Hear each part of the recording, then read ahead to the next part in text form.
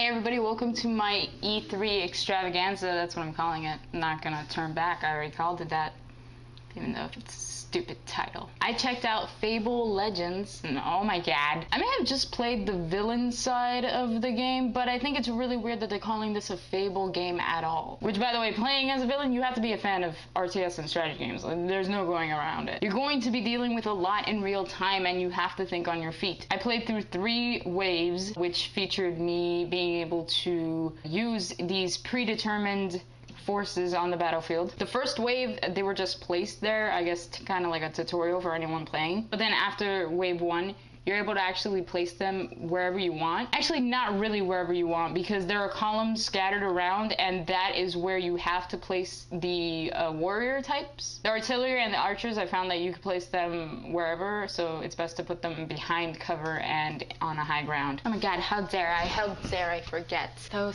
stupid. Oh my god. You know, I always forget that Spider-Man needs to be close to my face.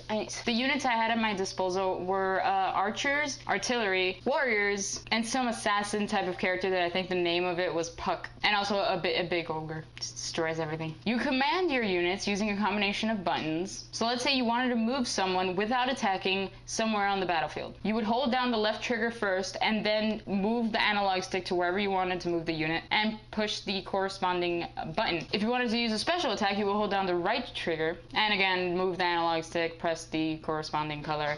And in some cases, you would move the analog stick wherever, like in the case of the artillery, because their special attack is a mortar.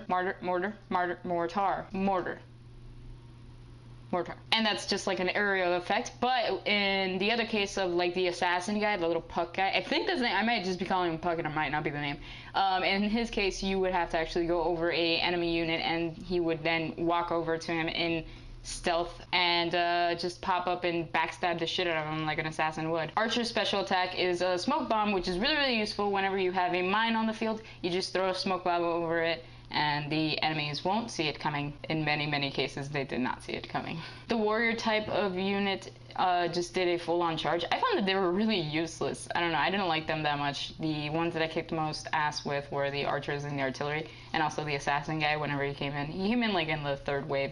I'm not sure if all of these units are available right from the bat, like you're able to just choose whichever one you want from wave 1, but the way that it worked for me in the demo is that wave 1 I only had archers, artillery, and the warriors. Wave 2 they added in the assassin, and the final wave it was the ogre, which by the way, the ogre is able to fart and poison the enemies in an area of effect attack. Very Fable. I won't lie, it got very hectic at times. Considering the combinations that you have to use to do either a special attack or a normal attack, I got confused a lot, and I freaking realized like halfway through, I even like looked at the chick next to me, I'm like, I'm a freaking idiot. I was using the smoke bombs with my archers like for the majority of the damn waves. No wonder these bitches were beating me, but I got them at the end. The smoke bombs do no damage, they just hide shit, and they're best used for like hiding a trap that you might have placed. Which, by the way, as mentioned before, you can move the units, you could also move any traps that you place on the field anywhere. Once you pass the learning curve though, I guess you'd have a lot of fun. And I kicked ass, of course. You just basically have to stop the 4 heroes who are a pain in the ass because they have a lot of potions and a fucking healer bitch. That healer needs to be taken out pronto or else he's gonna make your life a living hell. What sucks is that the heroes can all revive each other, and the only way that you will win the match is if all 4 of them are dead at the same time. There's a lot of strategy and anxiety, but even though there was like so much to do at once and a lot of combinations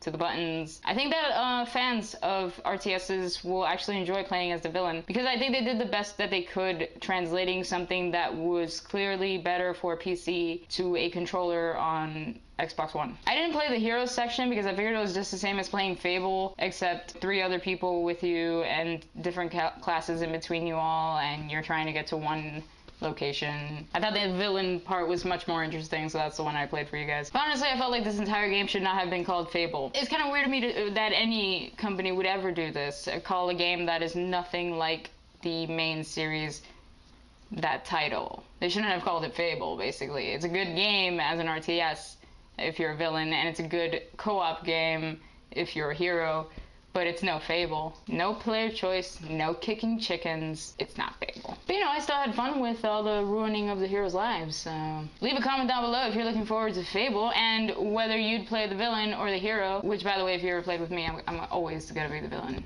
So, thanks for always watching, liking, and subscribing, and stay tuned for all of the E3 videos for this week. I'll catch you on the next one, where I'll be wearing the same clothes because I filmed these all at the same time.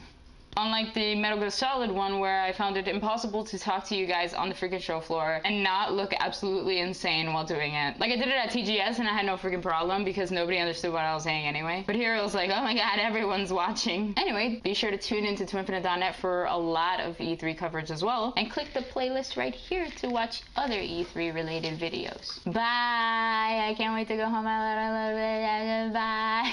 I miss gaming happens and vlogging about video games.